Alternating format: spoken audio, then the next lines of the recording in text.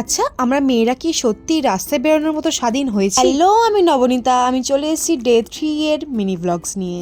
কালকেই তোমাদের সাথে গল্প করলাম একটা মধ্যবিত্ত পরিবারের মেয়েদের কতটা দায়িত্ব হয়, কিন্তু মেয়েদের দায়িত্বর সাথে সাথে মান সম্মান ইজ্জত সবকিছুরই কথা ভেবে চলতে হয়। আজকে তোমাদের সাথে একটা ঘটনা শেয়ার করব। এখনো ঘটনাটির 1 মাসও পূরণ হয়। দুর্গাপুজোর চতুর্থীর দিন মাসির বাড়ি গেছিলাম আমার বান্ধবীকে নিয়ে বোনদের জামা কাপড় দিতে। আসার পথে বাসে একটা লোক কন্টিনিউয়াসলি আমার দিকে বাজে নজরে তাকিয়েছিল।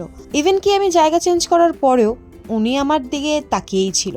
বাস থেকে নামার সময় কোইন্সিডেন্টলি ওই লোকটা আমাদের সাথে একই স্টপেজেই নামে। এরপর আমার বান্ধবীর বলার জন্যই আমরা লোকটাকে ফলো করি। এমন ফলো করেছি ওনার বাড়ি অবধি গেছি গিয়ে। তারপর ওই ভয়ে লোকটা দৌড় মেরে নিজের ঘরে ঢুকে গেছে। এরপর থেকে আর কোনো মেয়ের দিকে তাকানোর আগে 10 বার চিন্তা করবে। কি ভালো করিনি? না, এটা আমার যাবার না, ভাই ফোটার গিফট। আজকের মতো এখানেই শেষ করলাম। দেখা হচ্ছে নেক্সট ব্লগে। টাটা।